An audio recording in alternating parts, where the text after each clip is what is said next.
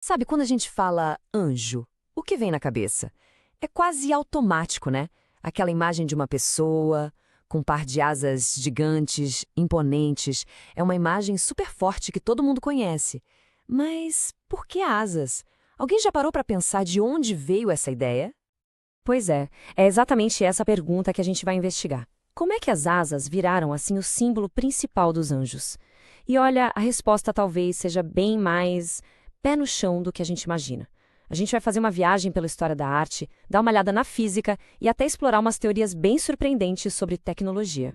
Então, para a gente achar a raiz dessa imagem, o nosso primeiro ponto de parada tem que ser a história. E o mais curioso é que a gente não vai começar pelos textos da Bíblia, não. A gente vai começar pela cultura que veio antes, que estava ali ao redor. Olha só, muito antes da imagem cristã se tornar padrão, o pessoal do mundo greco-romano já tinha seus mensageiros voadores. Hermes, por exemplo, o mensageiro dos deuses. Como que eles mostravam que ele era super rápido e viajava pelos céus? Simples, com asas. As asas eram tipo um atalho visual, sabe? Era a forma mais rápida de dizer: ei, esse cara aqui não é daqui da Terra, ele voa. Dá uma olhada nessa linha do tempo. Ela mostra uma coisa bem surpreendente. Um espaço de centenas de anos. Nos textos bíblicos mais antigos, os anjos, bom, eles eram descritos como homens comuns. Muitas vezes nem dava para diferenciar de uma pessoa normal. Foi só muito, mas muito tempo depois que a arte chegou e, plim, colocou asas neles, transformando na figura que a gente conhece hoje. E tá aí, esse é o momento da virada.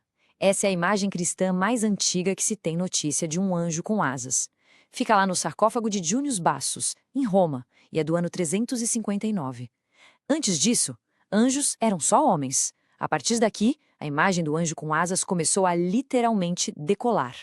Essa mudança toda na arte levanta uma pergunta super importante. Tá, mas essa imagem nova era parecida com as descrições originais? Porque quando a gente coloca a arte de um lado e os textos do outro, a diferença nossa, é enorme. E aqui está o X da questão. Nos textos, a gente descobre que um anjo é um anjo pelo que ele fala, pelo que ele faz. O Abrão, por exemplo, ele saca que o visitante dele é celestial sem precisar de nenhuma placa, de nenhum sinal. Só que a arte é diferente. Ela precisa de um símbolo visual que todo mundo entenda na hora. E as asas viraram esse código. Era o jeito mais fácil de comunicar: olha, isso aqui é um ser do céu, para uma galera que na maioria das vezes nem sabia ler.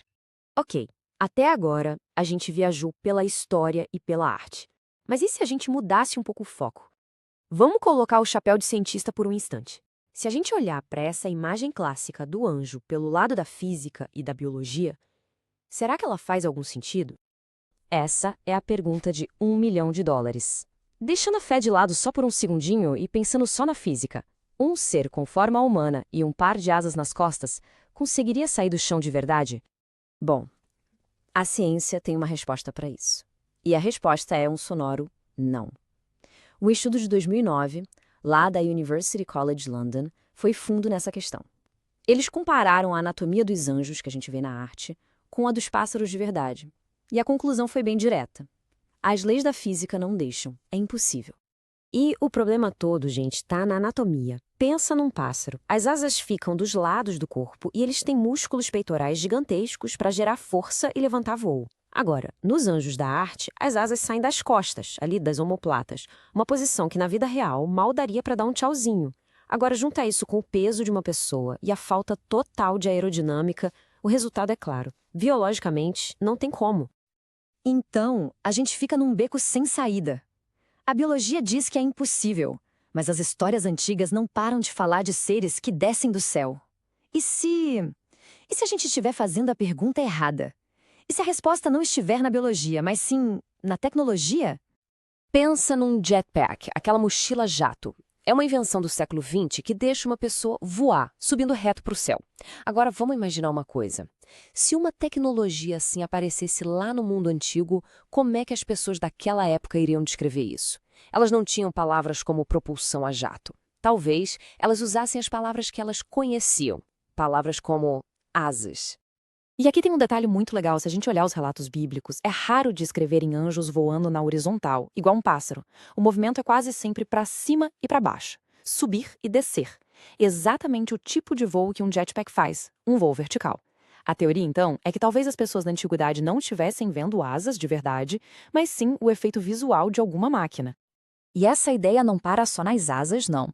Pega a visão de Ezequiel, daquela carruagem de fogo, ou a coluna de nuvem que guiava o povo no deserto. Se a gente olhar para tudo isso com uma lente mais tecnológica, essas descrições de milagres podem parecer outra coisa. Talvez a observação de máquinas superavançadas, descritas com as palavras que eles tinham na época. O famoso sonho de Jacó é outro exemplo que dá o que pensar. Ele vê uma escada que vai da terra até o céu e os anjos estão subindo e descendo por ela. Para quem defende essa teoria dos antigos astronautas, isso não soa muito como uma escada de madeira, né? Parece mais uma rampa de embarque, com uma tripulação entrando e saindo de uma nave. E é assim que a nossa viagem nos traz de volta para o ponto de partida, mas agora com um jeito totalmente novo de olhar para aquela imagem tão conhecida.